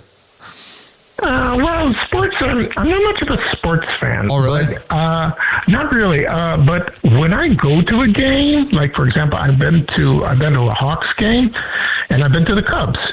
And if you're there, the experience of watching the game is great. I love that. On TV, it's kind of dull, but when you're at the game and with the crowds and you see the players, that's kind of exciting. That's very exciting. I had a good time there. I really did. It's not the same on TV because you have the announcers, they're talking, and they have the commercials and all that. But when you're at an actual game, it doesn't matter what sport, the Bulls, the Hawks, the Bears, there's nothing like it. There's nothing like it. I cannot ask a person who's from Chicago that grew up in the 70s, I cannot ask them and I cannot interview them without asking this. What was your experience with Disco Demolition? Were you at it? What's your experience with it? Well, here's the story. It happened in July 1979. The thing is, me and my family, we were in Greece. Oh, wow. On vacation. Wow. Yeah, we were in Greece, and I had no idea what was going on. But my brother received a letter from his friend in Greece and told him about it. And we had no idea. But when we came back, late August, my old neighborhood, everyone was talking about it. The kids in high school that I went, at Bogan, they went to that, and it was and they said, "Pete, you missed the biggest thing you ever had." Well, how was I supposed to go? My mom wanted to go to Greece, and I didn't want to go anyway, but we did, and we stayed for 2 months. And so I missed the entire Disco Demolition. And I talked about it on my podcast, and I do post pictures of that. And on the podcast, I explained my experience of that, of not knowing about it. And that was fascinating. So it's a shame I missed it. Now, I was born in 93, so I didn't get to hear the Loop in its heyday, but I've heard a lot of it online. But Jonathan Brand, Johnny B's second run on 97.9 The Loop in 05, and then when Dahl was on Jack FM and WCKG, both of those guys, dude, defined radio for sure. Oh, that was great times. I listened to WCKG all the time. I listen to all radio stations, when there's rock music. That's my favorite type of music. So when I was growing up, when I was in high school, we had the Loop, and we also had WMET. That was 95.5 FM. And also WLS FM. Then B96, right? B96. I did listen to B96 in the early 80s. And that was a fun time. I loved that era. I used to listen all the time because music was changing. So, And I was there when WLS-FM turned into WDAI, and it turned into the disco station. Yeah. And then it went back to rock about a couple years later. So I was there when I listened to all that. You know what I've heard about? Z95 is what I've heard about too. Yes. I did listen to that. I really did. It wasn't very long, but yeah, I remember that very well. Well, from what I've read, because I'm a huge, like how you love the past about Chicago, I love radio and Chicago radio, so I've listened to a lot of stuff online, and I believe it was, his name was Jason Barsky, came to Chicago and tried to take out Eddie and Jobo, but that was kind of when Eddie and Jobo were first beginning, because Eddie was doing mornings by himself for a few years, and he told me, and he said it on my show, and he told me in person that having Jobo was the perfect kind of like, almost like devil to angel on your shoulder, because Eddie's a very clean cut, classy guy, and Jobo's a little more unpredictable, you know? Yeah. Yeah, I did listen to those guys. Actually, I'm friends with them. I'm friends with Jobo on Facebook. Jobo's hilarious. Amazon package of the day. I love it. Every day you get to see what Jobo bought on Amazon. And I love the comments. He never responds, but he'll post something to like troll people, and then like 70 Karens will be like, Jobo. It's amazing. Oh, that is beautiful. Absolutely beautiful. Now, in your whole lifetime, before I let you go, what is your absolute favorite thing about Chicago? My favorite absolutely thing, this is kind of strange because, I have the page. I love doing that. That's my passion. But, every year, you see, I'm a comic book fan. Yeah. I'm a huge comic book fan. And I go to what's it called, Fan Expo in Rosemont every August. Oh, nice. Yeah, I go every year. I've been doing that for almost 30 years. I'm going there. I just love it because it's a great place to escape, look at comics. They have celebrities there. It's just, it's like Disneyland there. That's what it is. And, I'm 61 years old. I'm still doing this stuff, but I enjoy it. I really do because I'm a huge fan of that. And, in other things like in Chicago, we have so much culture. There's so many beautiful things to see, so many things to learn. That's what's great about that. And you meet the people.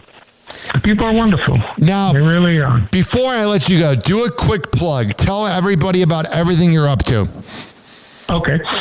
Right. I run the page. It's called Van Chicagoland. I also have a group, the same name. I also have a podcast. It's called Van Chicagoland Stories, the podcast.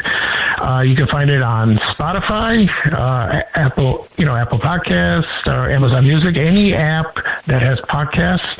I also have a YouTube channel. You can find that. You can find the podcast as well. You can do a search engine. I say this every time I do a podcast. I tell them where you can find them, where you can find the podcast. You can listen anywhere, on your phone, your desktop, your car, any place. So that's what I do.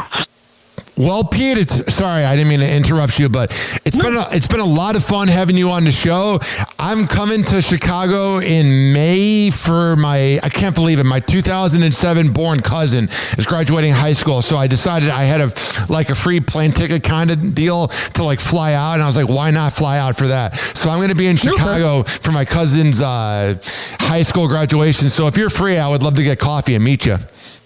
Oh, that'd be wonderful. Yeah, that'd be great. We can get together. We could talk. That'd be awesome. I will definitely hit you up. Pete, it's been a lot of fun having you on the show, and thank you for everything you've done for the city of Chicago, because it's very hard. It's called Vanish Chicagoland for the right reason.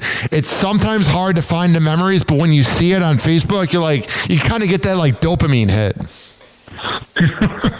Oh, never heard it that way before, but thank you. And, I appreciate that. I really do. It's a wonderful thing.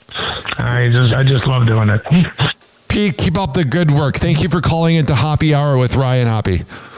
Oh, well, thank you, Ryan. I enjoyed talking to you. All right. Have a great day, and I will see you in May.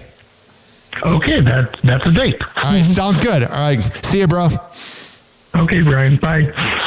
And that was Pete Kastanes of the Vanished Chicagoland brand and Vanished Chicagoland Stories, the podcast, as he called into Happy Hour. Now, I grew up in Chicago from 1993 to 2014. I was huge into radio. I listened to Eddie and Jova, Jonathan Brandmeier, Drex, Steve Dahl, Rover, Opie and Anthony, Roe and Gary. Can you tell I liked radio? So I interned at Dance Factory Radio and was on air with Louis 2 Live. Then I was on WNUR 89.3 FM. I snuck into Northwestern University while going to the Illinois Media School, which is great. Then I was on WHCM 88.3 Harper College Radio. And I also interned with Steve Dahl, who is the GOAT. So here's the thing, ladies and gentlemen, boys and girls, is my show is built for you, Chicago. I have two versions. One where I do radio interviews and talk to people like P, and I've interviewed Mark Gino Greco. I have a whole archive of it. So here's the deal. Go to every single major platform that has a podcast and search up Hoppe Radio, HOPPE Radio. And I'm on all social media at Ryan Hoppe Radio. This has been Hoppe Hour. I am your host, Ryan Hoppe, and I expect you to tune in, Chicago. Cleveland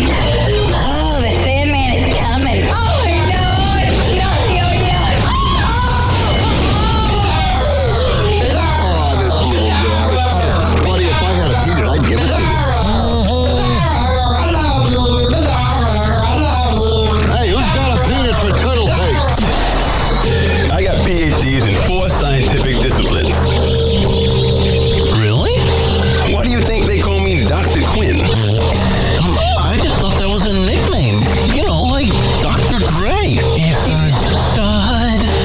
God, you're stupid. God, you're stupid. Hey, shut your hat. What is it now, Hoop? Have you turned on the TV lately? No, why? From Judd Winner, the maker of Gals Gone Wild, comes a little something for the ladies. Sack Flashers. Awesome! Yeah, all right! It takes balls to do what they're doing, but these boys have got them and more. They're Sack Flashers. We love Sack Flashers! Oh, it's a sack attack! Order now and get Sack Flashers too. Sacks in the city with bonus material. Beach balls. First 100 callers get this free Sack Flashers cold sack. Operators are standing by. You'll be nuts to pass up on this offer. I mean, someone at church or in that night or something. Ooh, like that sight? What did they put them fire poppers up their buttholes? Now that's a good. Well, not that specific. But why? That's our Mr. Great Grandpappy. Oh, he loves him a good butthole. I told you not, never, ever, not, no damn, don't never verbulate that man's name in his house again. I don't think you said his name. Some of us were a little too busy banging to exchange business cards. And don't you go Facebook him on the iBox neither. Sheriff says you raised him down hell down at the library. Yeah, you know I did. Oh, man. You go strong or you don't go at all. Whoa, a real live robot. Or is that some kind of cheesy New Year's costume? Like my shiny metal ass. It doesn't look so shiny to me. Shinier than yours, meatbag.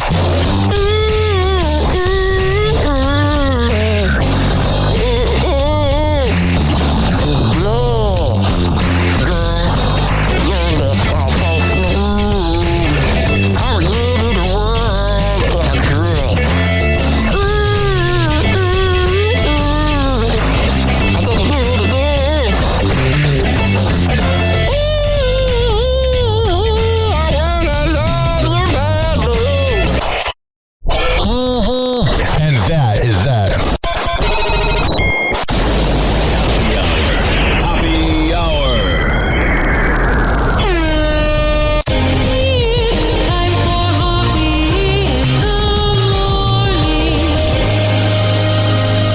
RyanHockeyRadio.com. Happy Hour will be right back. You probably had Taco Bell before. Whenever we're going outside, all I smell is poop.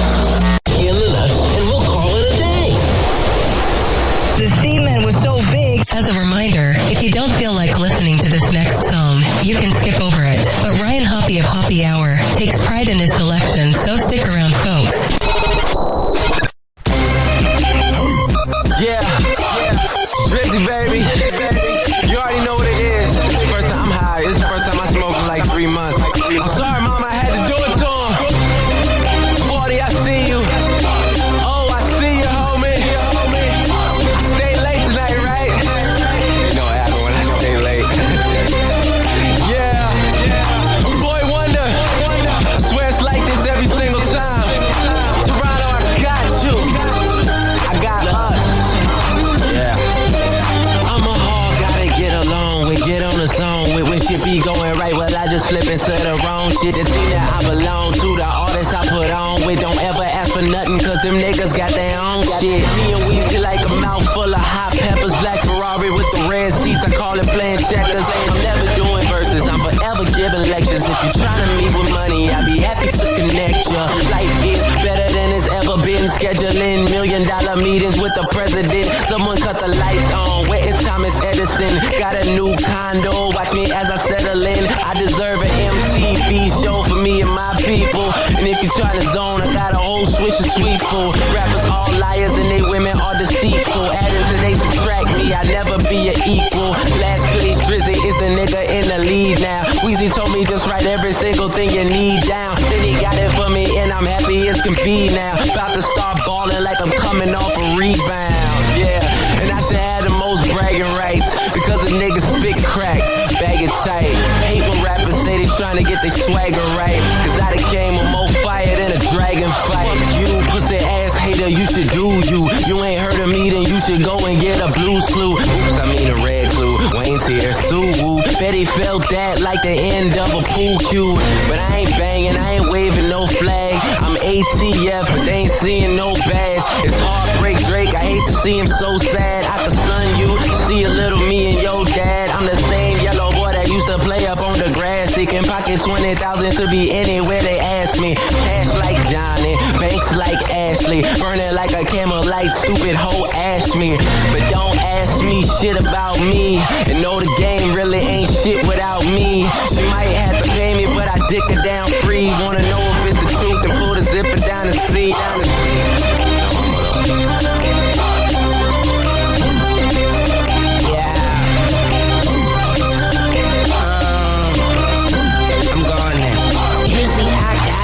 This is my promise. I'ma bring that barrel to them bitches eyeliners. And what I make up would fuck up your skin. I pick the buck up and buck then buck again. I would buck your friend, then suck up her twin. I put the buck up to him, then buck and buck again.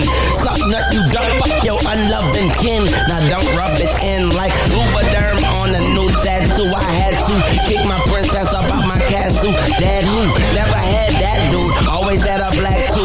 Even when I was at school, cause bullies aren't bulletproof. Red scarf hoodie too, probably ain't as hood as you. Stupid motherfucker, the only thing in the hood is you. I do everything good as you know, I do everything better. I get paid for every letter, A, B, C, etc. Bet your bone, like a dog, motherfucker, I am gone for your neck in a sec, bring it back like work in the trunk. And my exit coming up, yeah, I am headed to the buck like buck again.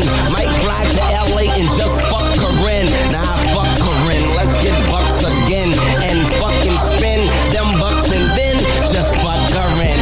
If I told you I'ma do it, I did it. Got my city on my fitty, bout to proper, let's get it, motherfucker, what you waiting on? It is about a minute past piston, I'm about to get shitty, I'm with it. If money is the it you want me with, and I probably just spit on the chick you won't be with. And I hate a bony bitch, only like I'm only thick, and I own hip hop. If you don't spit, I'm gon' evict. And I just sold a lot of property to a buyer, and I think his name was kinda like Drake Drizzy Rogers, or Drizzy Drake Rogers. I'm too busy to play father, and when it comes to the game, I'm too willing to play harder, so harder I do. There he go, they chant MVP when I shoot a free throw. CEO, jazz what they do. The haters on their face and then their ass is a shoe. Faster than you, badder than you, radder than you, etc. I told you I get paid by the letter like A, B, C, D, E, F, G, H, I, J, K, L, M, N, O, P, Q, R, S, T, U, V, W, X, Y, Z, C, top. Guess he rock, and me and Drizzy both wrote on Detox. That was just a footnote. How long can he could go? Wondering when he stop, bitch, when the beat stop. So I'ma keep rockin' to the sheet rock, then in the heat I send burn skin. The end. Young Moolah, baby.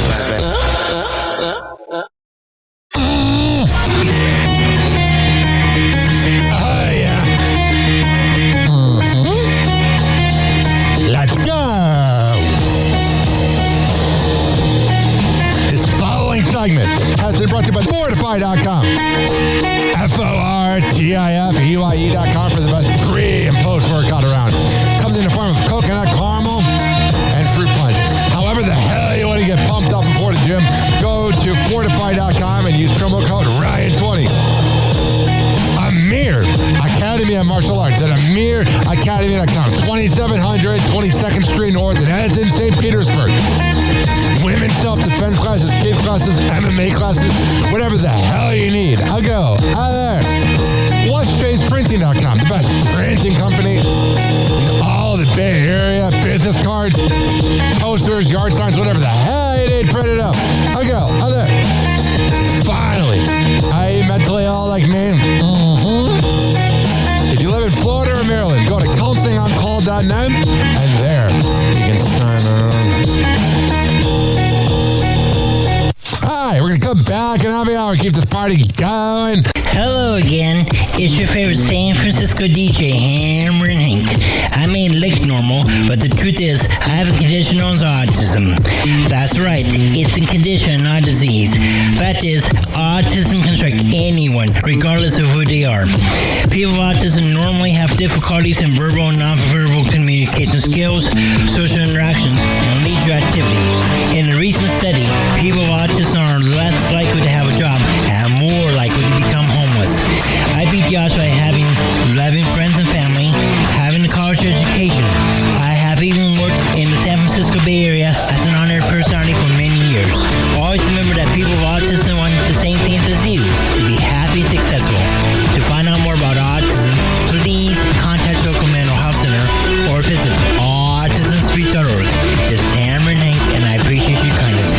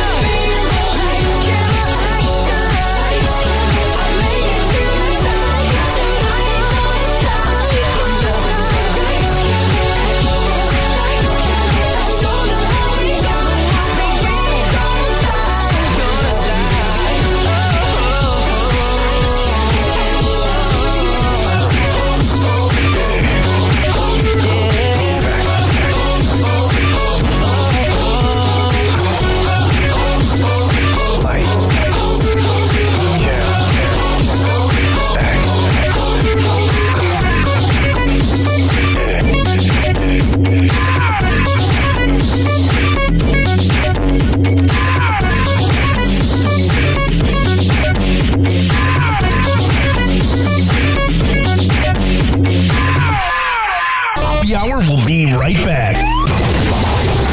Oh, yeah. Let's go through all the sponsors right now. I never get freaking podcasts that begin their show with like 7 live reads or sponsors. I'm like, who's listening to that? If I were that sponsor, I'd be pissed off. Well, what do I know? A lot. This following segment has been brought to you by Cheeky Mouth Guards at getcheeky.com. When I tell you it's the best way to quit biting on the side of your mouth, I'm a man of my words. Getcheeky.com. Use promo code HOPPE to save 30%. Shimmerwood CBD drinks at shimmerwood.com. Use promo code HOPPE to save 30%.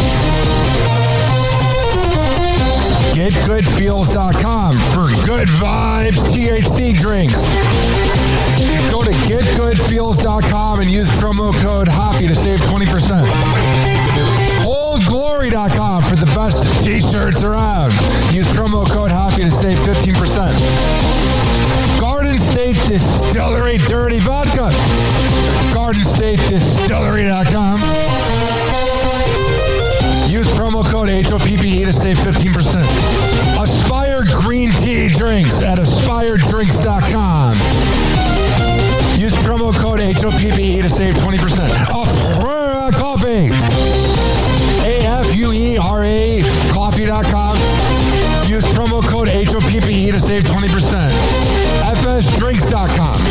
For the best boba around, use promo code HOPPE to save 20%. Oh, you're looking for the best beef jerky? BigForkBrands.com. Use promo code HOPPE to save 20%. And finally, are you looking for a good energy bar? QuantumSquares.com. Use promo code HOPPE to save 20%. All of these are on my website, RyanHoppyRadio.com, RyanHoppe Radio.com. I would hope you know how to spell radio. Or it's in my podcast section. So whenever you listen to Happy Hour like you are right now, in the podcast description is all of that. We're going to come back on Happy Hour. Keep this party going and going. But let's hear from Hammer and Hank, which you can hear the Hammer and Hank Show with Henry Oakes and Ryan Hoppe on Spotify by searching up Hammerin, HAMMERIN Hank Show, and check it out on his podcast feed. People with autism are often treated like they are different. Believe me, we are. Hi, this is Henry Oakes, but my buddies may have known me as Hammer and Hank. I was labeled as slow when I started school. Come to find out at the age of 12, the doctors decided I was autistic. Now at the age of 48, I have completed an associate degree in radio broadcasting and worked in the San Francisco Bay Area as an on-air personality. So yes, I am different. People with autism have no needs, no different than you. Laugh, laugh, love, and learn to get an education and join the workforce. I did it, and so can anyone else with autism. So when you meet someone with autism, don't feel sorry for them. Work with them. Find out for yourself that autism isn't a disease, it's a condition. To find out more about autism, please visit autismspeaks.org. Autism Speaks. It's time to listen. Oxygen playing cool breaks. Hoppy's hour almost done. Feels like robbery in banks. Ryan Hoppe on the mic, dropping wisdom new streams. Syndicated sorrow, now it's time to shatter dreams. Oh, the Happy Hour is coming to a close. Radio waves fading like a wilted rose. Laughter and joy dissolving in the air, but we keep the rhythm. Oh, life's just so unfair.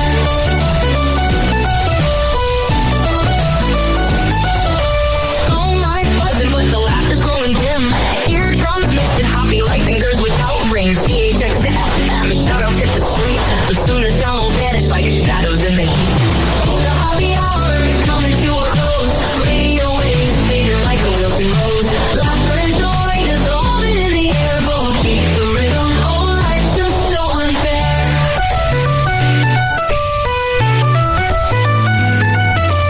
Phone lines buzzing, but the laughter's growing dim. Eardrums mixing Hoppy like fingers without rings. DHX to FM, shout out to the street. But soon the sound will vanish like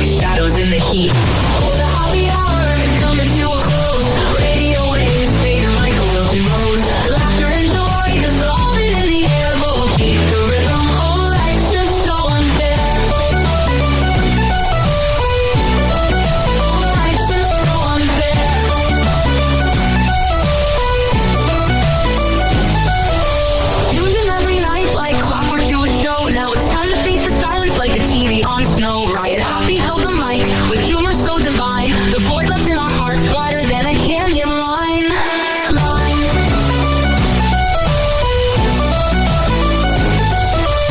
Empty speakers, silent time, but coming to an end like a roller coaster stopping round the river's bend. Hoppe jokes and backbeats our daily grind. Now silence louder than the thoughts we can't rewind. Oh, the Hoppe hour is coming to a close. Radio waves fading like a wilting rose. Laughter and joy dissolving in the air, but we'll keep the rhythm. Oh, life's just so unfair. The Hoppe hour is coming to a close. Radio waves fading like a wilting rose. Laughter and joy dissolving in the air, but we'll keep the rhythm. Oh, life's just so unfair.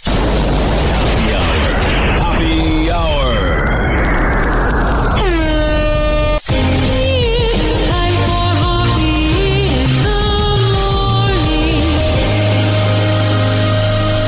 RyanHoppeRadio.com. And like that, he's gone. You probably had Taco Bell before.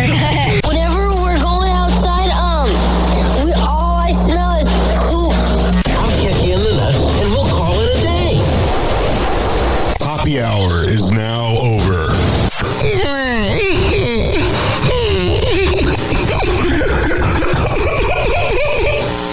Happy Hour is now over. Game over.